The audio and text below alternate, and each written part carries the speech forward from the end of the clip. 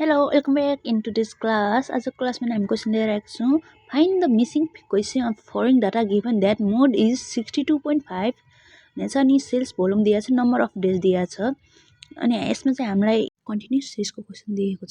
यसमा चाहिँ हामीले यसमा इन्क्लुसिभ क्लास इन्टरभल दिएको छ. यसलाई एक्सक्लुसिभ बनाउनको लागि चाहिँ लोयर क्लास इन्टरभलबाट चाहिँ 0.5 घटाउने र अप्परमा चाहिँ 0.5 एड गर्ने. जस्तै 53 बाट 0.5 घटाउन 52.5, 56 मा चाहिँ 0.5 जोड्दा 56.5, त्यस्तै सबैमा गर्ने 57.5 to 60.5, त्यस्तै गरेर सबै क्लास इन्टरभलहरुको लोयर भ्यालुबाट 0.5 माइनस गर्ने र अप्पर भ्यालुमा चाहिँ 0.5 एड गर्ने.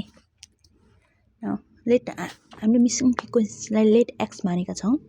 देन मोड हामीलाई दिएको छ 62.5 अनि 62.5 चाहिँ हाम्रो क्लास इन्टरभल 60.5 to 64.5 क्लास इन्टरभलमा पर्छ.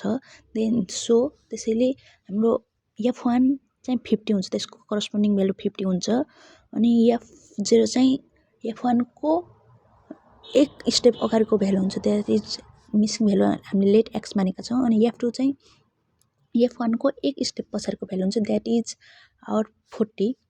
Now class interval चाहिँ 62.5 64.5 जसमा चाहिँ लोयल भ्यालु चाहिँ 60.5 हुन्छ भने यस भनेको चाहिँ interval i, that is our 4 चाहिँ हाम्रो क्लास इन्टरभल छ, interval value. Now for missing frequency f0 equals to what? We have formula mode equals to L plus f1 minus f0 divided by 2 f1 minus f2 minus f0 into I mode, that is our 62.5 that given.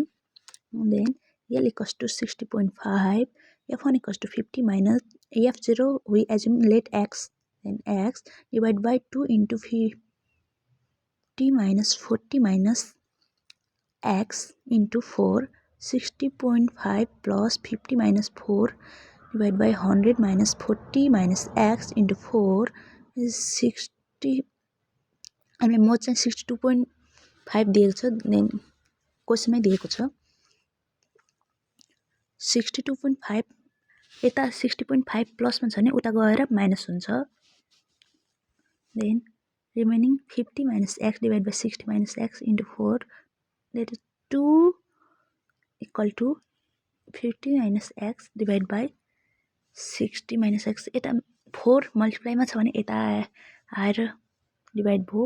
Equal sign भन्दा उता चाहिँ प्लसमा छ भने यता आएर minus हुन्छ भने उता मल्टिप्लाईमा चाहिँ यता आएर डिभाइड हुन्छ. This we know 50 minus x then equal to 30. 0.5 into 60 equals to 30 and 0.5 into x equals to 0.5x. Then here we subtract that 30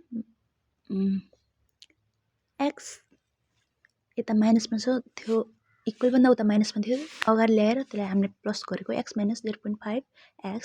50 यता 30 यता प्लसमा थियो, साइन भन्दा उता गएर माइनस भयो.